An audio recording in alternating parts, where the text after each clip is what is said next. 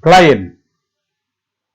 Kalau kita dalam interior design, setiap projek yang kita buat adalah tujuan utamanya untuk memenuhi kehendak klien. Klien mengeluarkan duit, belanja, untuk kita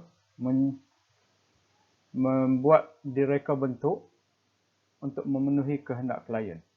Jadi seharusnya segala maklumat tentang klien kita perlu dapatkan secara terperinci supaya proses memenuhi kehendaknya itu dapat dilakukan di dalam proses reka bentuk. Bayangkan kalau kita setelah membuat construction dan benda tu telah siap, tiba-tiba klien tidak suka ataupun apa yang kita design, apa yang kita buat itu tidak memenuhi expectation-nya, ya? Atau tidak seperti dalam design, drawing yang kita serahkan kepadanya. So menjadi satu masalah kepada kita di kemudian hari. Sebab tu design seharusnya 100% perlu memenuhi kehendak klien. Designer tidak boleh short sendiri. Dalam konteks final project ini, begitu juga kepada requirement yang kita minta daripada para pelajar, mencari klien yang mempunyai karakter yang kuat. Sebenarnya tujuannya adalah untuk pelajar belajar macam mana design itu dapat diterjemahkan dengan maklumat yang lengkap daripada klien. Okay? Jadi pemilihan klien seharusnya tidak hanya berdasarkan pada shot sendiri. Kita minat pada seseorang tetapi kita tidak cukup faham tentang beliau. Okay? Walaupun di sini kita masih bagi kelonggaran kepada para pelajar untuk mencari klien sendiri. Tetapi kalau dia sendiri pun tak faham, maklumat sukar nak dapat, jadi tidak sesuai untuk projek ini. Pemilihan klien akan menentukan sama ada kita berjaya ataupun tidak berjaya, atau kita gagal. Okay? Kalau kita pilih kerana kita suka tapi maklumat tak ada, kebarangkalian untuk kita gagal untuk membuat drawing daripada peringkat akhir besar. Okay? Untuk gagal. Tapi kalau kita lengkap research kita, maklumatnya semua ada, maka kita dapat menghasilkan satu kerja yang bagus. Jadi hati-hati bila memilih klien. Jangan shock sendiri. Okey, sebagai contoh, ada dua gambar yang saya bagi dekat sini. Yang pertama, gambar yang di sebelah kiri. Okay, gambar yang kita buruh sebagai gambar yang pertama ini. Okay, ini gambar kedua. Okay. Gambar pertama, walaupun lengkap dari segi keperluan interiornya, tetapi karakternya tiada. Apa maksud karakternya tiada? Dia menjadi, kalau kita kat sini, konsep-konsep yang moden. Konsep yang tidak ada individual karakter. Dia boleh jadi ruang pada sesiapa sahaja. Boleh jadi ruang untuk seorang teenager. Boleh jadi ruang untuk seorang ahli bomba. Boleh jadi ruang untuk seorang penulis. Boleh jadi ruang untuk apa saja. Sebab tidak ada personal punya touch. Personal punya karakter dekat situ. Sebab tu hotel kebanyakan dulu bersifat macam ni. Dia tidak ada karakter yang spesifik kepada mana-mana. Berbanding kepada image yang kedua, bila kita tengok sepintas lalu, kita dah tahu bahawa ruang ni menggambarkan apa. Menggambarkan siapa dia punya owner dia. Okay? Seorang American footballer. Okay? Ataupun mungkin bukan American footballer, orang yang meminati American footballer. So itu yang kita cuba nak you faham.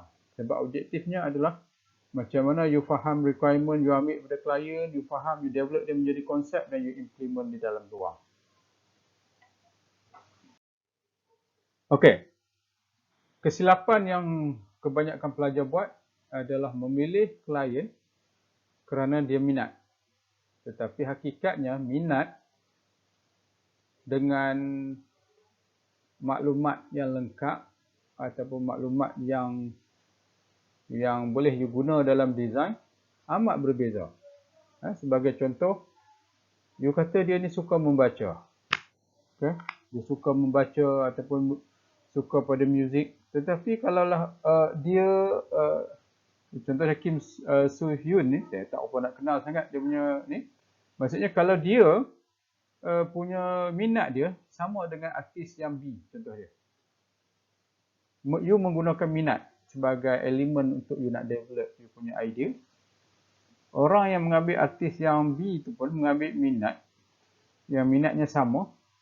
Jadi dia akan menghasilkan satu ruang yang mempunyai karakter yang sama. Sebab benda-benda tu terlampau general. Sebab tu dalam requirement ni saya kata berdasarkan kepada pekerjaan.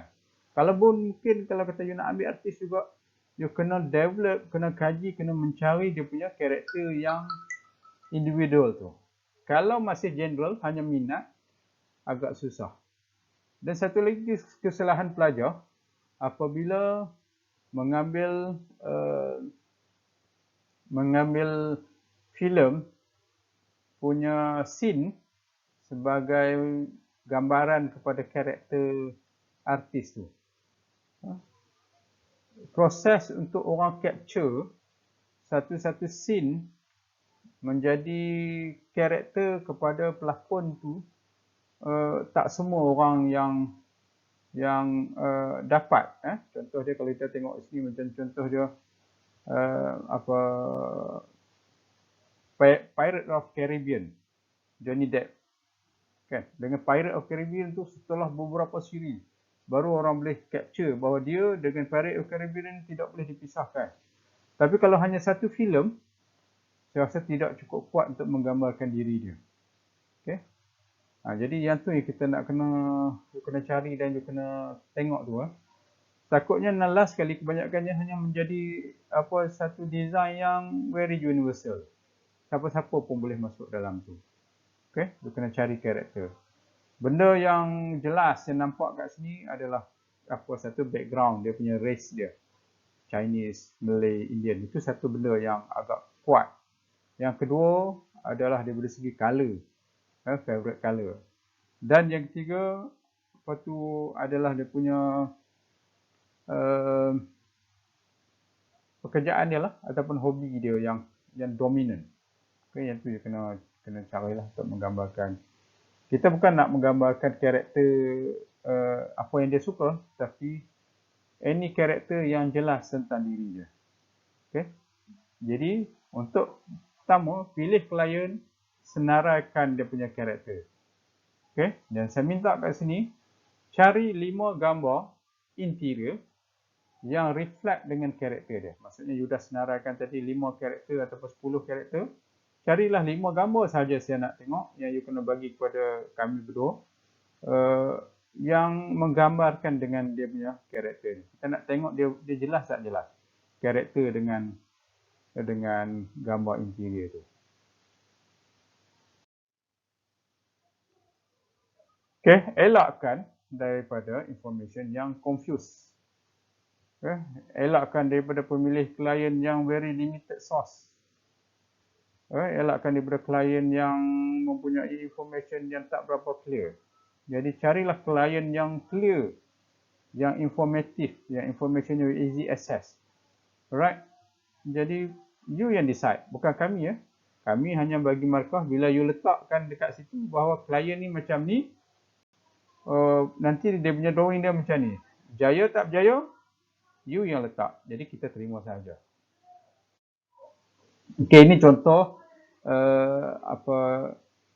boleh dia panggil sebagai mood board untuk kita nak tengok peringkat awal, you cari based on you punya research tentang klien tu, you cari gambar-gambar yang ni dia mood board ni dia tidak terikat dengan gambar interior, dia anything yang reflect dengan konsep ataupun image yang you pilih.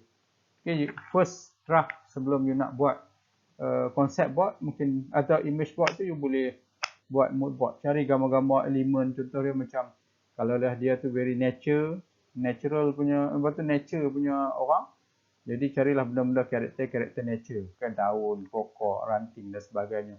Tapi kalau dia orang yang very futuristic, maka kena cari elemen-elemen yang futuristic. Okey, contoh macam yang kat sebelah ni, okey, lain dia punya tu. Okey.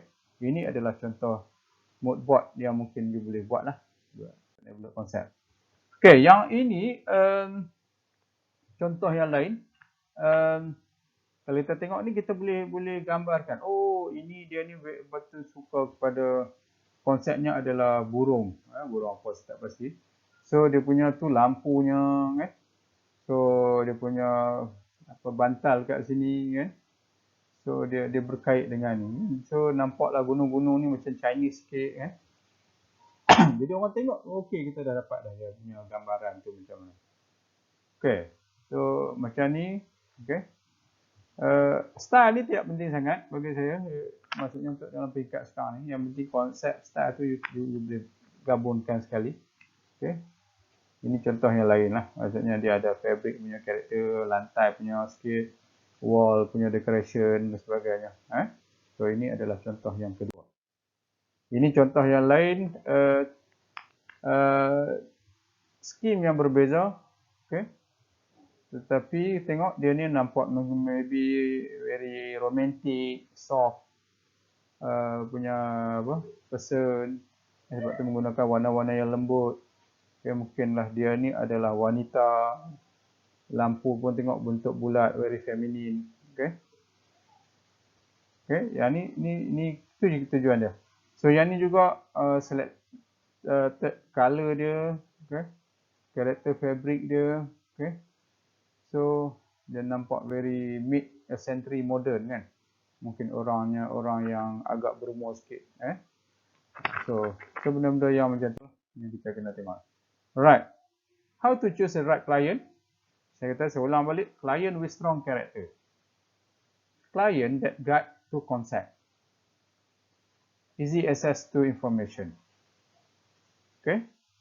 Choose a client that can guide you to finish your design. Okay?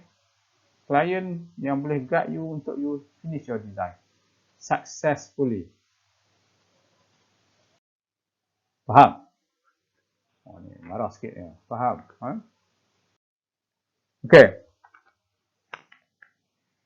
Ini kalau nak pergi detail lagi lah. Maksudnya dia setiap satu benda tu kalau bolehnya ada dia punya penerangan. Okey, benda-benda yang loose item ni sebenarnya macam lampu, kerusi dan sebagainya you boleh cari dalam internet yang mana sesuai dengan you punya konsep. Sebab tu kita perlukan konsep. Okey, sebabnya untuk mudah kita nak cari furniture, lampu, design dekat luar tu. Material kita cari dan kita boleh gabungkan dia di dalam mood board tadi ataupun konsep board tadi. Kita boleh gabungkan. Okay. Kadang benda tu mungkin very universal. Contohnya lampu mungkin sesuai untuk projek yang lain. Tetapi dengan projek kita pun sesuai. Sebab bila kita gabung-gabung, kita meshkan dengan elemen-elemen yang lain yang ada dalam ruang kita, maka dia sesuai. Okay. Jadi don't choose a client because you like it. Choose because it's helped you. Thank you.